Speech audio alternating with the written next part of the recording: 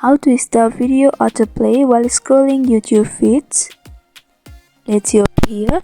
Before getting started, subscribe to our channel and hit the bell icon for more updates from us.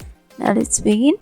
So once you are in the feeds of YouTube, you'll be able to explore to various YouTube videos.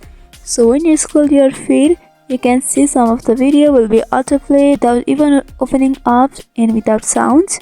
You can see over here. So in order to turn it off, you need to first tap on your library option at the right bottom corner, and at the upper corner you'll be able to see your profile.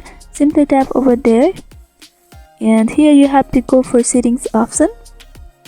On the settings you have to go for general at first, and here are the various options under general.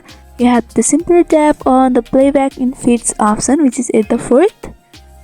And here are the three options popped up, which are always on, Wi-Fi only, and off. So among them you have to simply go for off option, and that means the video won't be played automatically while scrolling the YouTube feeds. You can go back and check your feed. So finally here you can see the video is not playing automatically. So this is how you stop video autoplay while scrolling YouTube feeds. I hope this video was helpful. If you have got any queries regarding this video, then you can mention down below in the comment section. Thanks for watching.